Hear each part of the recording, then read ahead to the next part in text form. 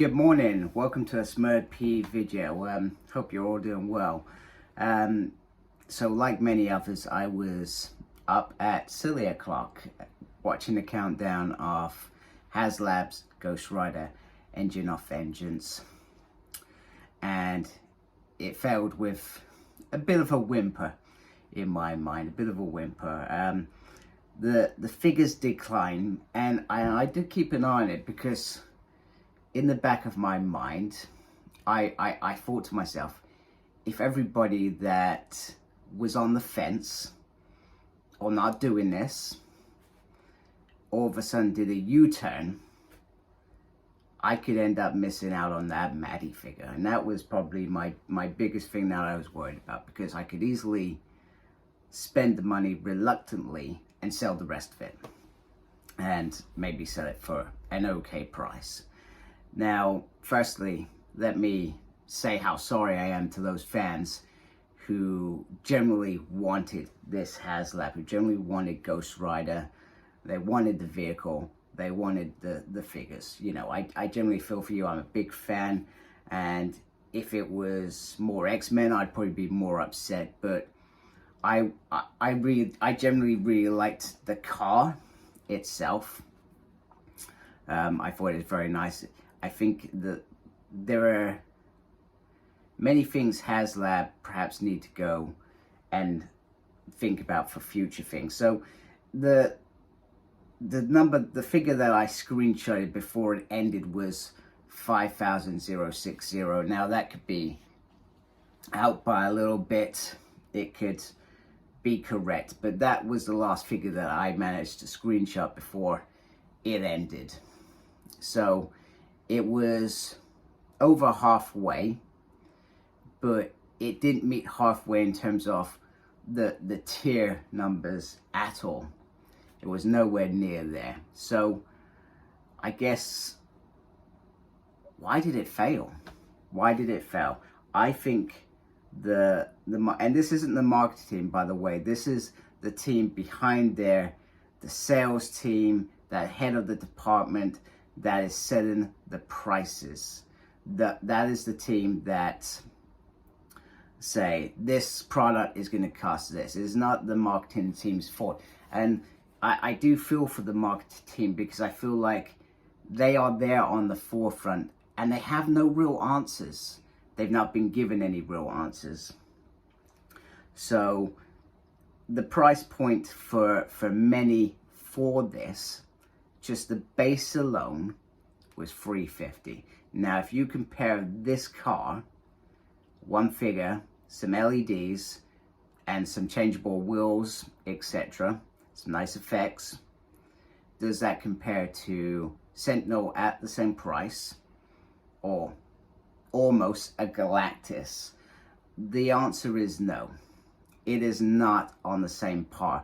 If you done Fin Fan Foom, that would have gone off. If you'd done Apocalypse at that size, would have gone off. It would have happened at that price point. Now, don't get me wrong, I know prices have gone up, etc., but a lot of people were expecting this coming around the 200 mark. You know, the second thing that I feel that they failed on was they took Marvel Legend fans for granted. They thought this was a given, hence that price. They thought this was a given and an easy win. They thought it was so easy that there's some probably sales incentive for somebody out there to get this over the line with this early bird Robbie figures. That was their second mistake, thinking that they would get that 9,000 backers in, I think it was about a week or 2 weeks. I can't remember the exact figures. They thought that they were going to get that over the line. That figure should have been in the base pack. It shouldn't have been an early bird incentive. It should have already been there. So that's the second sort of failure. And they did tease that, and I'm going to say this wrong, as most of you watch my videos know, I always say this wrong. They got Mephisto as a sort of teaser, because that is a gold standard figure that we've wanted forever. So they did that as a little tease. Now, Robbie Rares failed, and then a little bit of panic perhaps set in. So they released that figure to give that incentive to go buy or back this project. So they did that. So that came in very, very early. Now, they then backtracked slightly. Bear in mind, lots of YouTubers were talking about this. They must have been watching some of these videos, because we know that they do check out these videos. Probably not mine, I'm not a very big channel, but that's neither here nor there. They must have known that the price point wasn't getting enough traction, and that people were saying that the value for money isn't in this product. So they backtracked and they gave us a Robbie Rares head. Why on earth wouldn't you give us the full figure? Why wouldn't you? Why would you do that to people? I don't understand. These people really wanted this product. Why wouldn't you give them that civilian figure to go with when it's in civilian car mode? It just didn't make sense to me at all. And you don't know if at the end of it, if this did get back, they would have done something like that. You don't know. You know, we're never going to know now. Let's be honest. So then, still no traction, still no growth. People were pulling out after that Robbie Rares. The number did drop. And at Hasbro Pulse, they decided to do a tease, which I instantly knew it was the Goblin Queen, Madeline Pryor. Big X-Men fan, but then I felt it was disrespectful to try and drag in fans from another part of it. I mean, I generally only collect X-Men, so I felt it was a bit of a dick move in my mind that they had gone after X fans to try and fund this. And so they did the teaser, and then a few days later, I think it was about 4 days later, after Hasbro Pulse, Con, whatever it's called, they then did this big reveal, and Madeline Pryor was there. And then it just sort of went flat. Now, you had Dwight showing off the car on Instagram, you had other YouTuber channels getting the opportunity to interview the team, which was great, but they still didn't have any answers on the price point. I feel like if they had done a session, they could have tried to talk to us about, hey, this is why the price has jumped up. You know, they're a multi-billion company, for goodness sake. They don't need backing for this stuff at all. Literally, when you invest in these HasLab, this money goes in some bank somewhere, and it grows astronomical. So even the planning and the costs, etc., to actually deliver the project still wouldn't be until maybe 6 months or something before that. And we've seen that recently with Galactus. Galactus, I felt, came later than Sentinel, October, November, so did the production line start later. HasLab, for example, Transformers Victory, that's well over a year ago now. So when did that start, for example? They have these setups ready.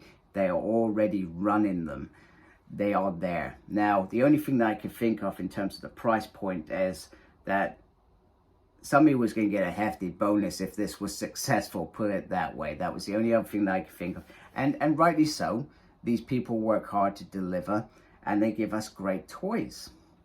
You know, I'm generally very happy with the products that we get, even with some of the QC problems. I generally enjoy this hobby. I've enjoyed it since 2006. It's been a very long time. So all that happened in the background, and then we got to 10/27, the 27th of November, and they revealed their last tier, which was Damien Hellstrom. And yeah, he's in that underworld. He's a figure that's never been released, and that happened. I just want to drop back to Maddie, because one thing I did not say, that is not an accurate figure of Maddie Pryor. What they've gone for the cover, which is fine, I guess. Sexism is a real thing in the world, and I guess as a company they do need to be mindful of those things. But this was for an adult collector who, not a figure that was going to end up on a shelf. There is a difference. An adult collector is investing specifically in this for them.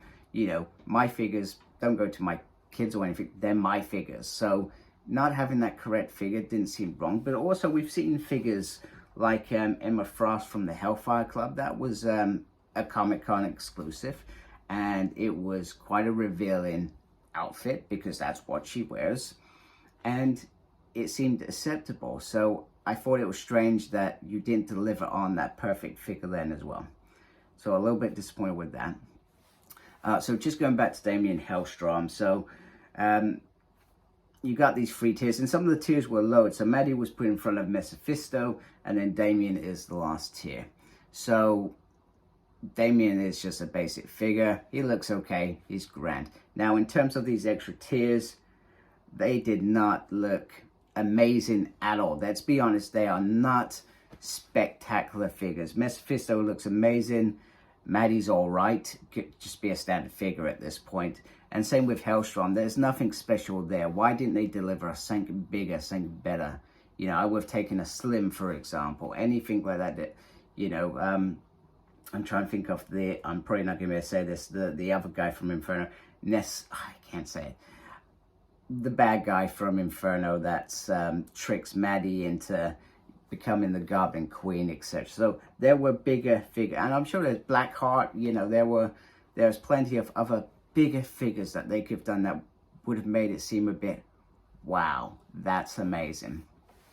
And then we get to the final day, where Dwight kind of puts up this thing about his thing saying, will it fun? And sharing for sure. However, I'm no quitter. I'm sure as hell am not going to just sit back and celebrate the effort that went into the campaign. Now, the campaign is what it is. You did your job, Dwight. Unfortunately, you were given a done deal in terms of what the product you had to market out was. And then he goes on and says it's expensive. Sure, most things are from wicked expensive right now, so he tries to justify the cost, I think, but there's still no real justification. There's no clarification on what the cost it is to make this thing. Maybe that's what they should have done.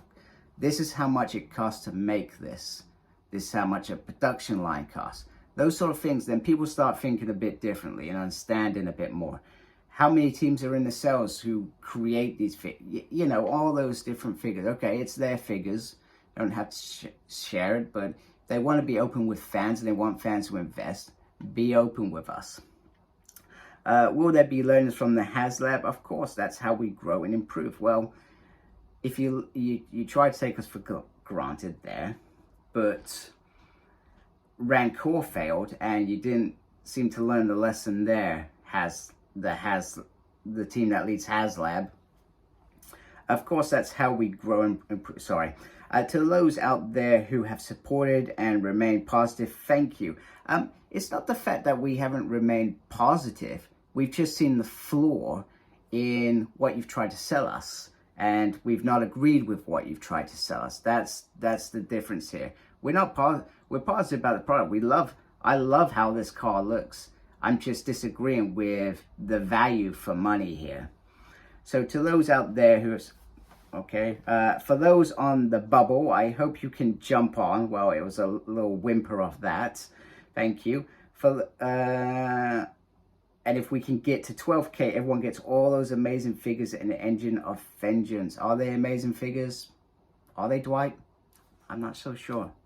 But you've got to do your thing. You've got to sell that. I completely understand. And for those who felt it was too expensive for them, I understand. Okay. That's a reasonable comment. He understands that it's expensive. So why wouldn't you... And remember, this is behind the team. This isn't the marketing team that make this decision. Why wouldn't that team behind the scenes be thinking, we've messed up on the price here, folks. If we want to get this project over the line and still make some money here, why don't we change it? I know that's a hard thing to do. That's a pride thing and probably a business thing, because once they seem weak once, are they always going to be weak? So I do understand why they can't do those things. And if you have given constructive criticism, then thank you. Okay, well, that's nice, because a lot of people out there, YouTubers, have given really good feedback on this.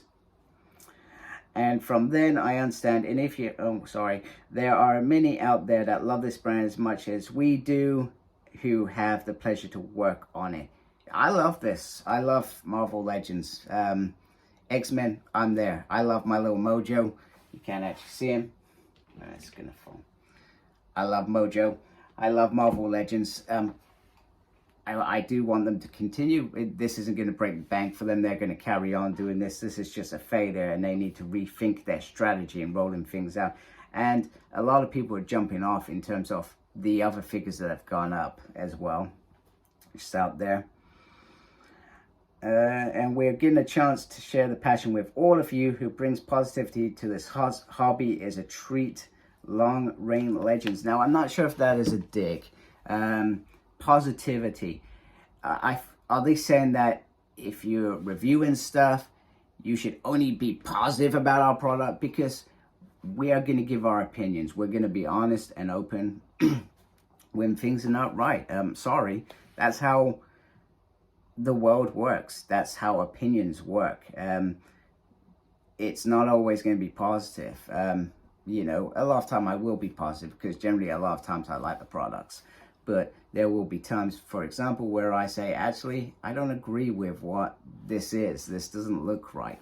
You know, am I wrong for doing that? No, I'm not. I'm not. And neither is anybody else. You know, we have a right to do this stuff.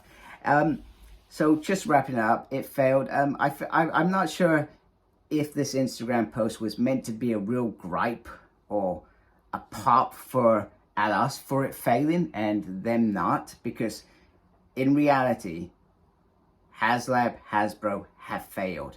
Not the consumer, not the customer. Hasbro have failed in delivering this project, because A, they're too pride, B, they took us for granted in terms of how much it was going to sell, and just giving us poor tiers, you know. And don't get me wrong, Galactus came with, what, an extra head and 3 figures? Was it the most amazing? Some of them were amazing. They came with some amazing stands. We got some amazing new figures. And yeah, but the base product was amazing. And also, the backing count was about 6,000. So if this was around that mark, they would have succeeded by now. So there we go. So once again, sorry to those that have missed out on this. You know, I do feel, being a fan myself. Will Hasbro learn from this? Time will tell. Next year will tell if the Marvel Legends team have failed. Well, will fail again. And that depends on what they deliver. It will be interesting. And X-Men's 60th is next year. So you could imagine them perhaps doing something X-related. I would love to see Apocalypse, a massive Apocalypse, to take over my Build-A-Figure Apocalypse, which was my first Build-A-Figure. But time will see. They need to go lick their wounds now, and then they need to go deliver the next year. And so far, from an X-Men point of view, the future is very bright. I'm all in for all these figures that are coming, and all the reveals that we've had in the last month. We've had quite a lot of X reveals, which is brilliant, because X-Men this year has been dead quiet. We've had VHS stuff. We've had a couple of small packs. We've had the Mojo pack, etc., which they've milked. But there we go. Anyway, I hope you like my video. If you do, please subscribe to my channel. Make sure you look after yourself. Very important these days. And as always, embrace geekiness. Take care. Goodbye.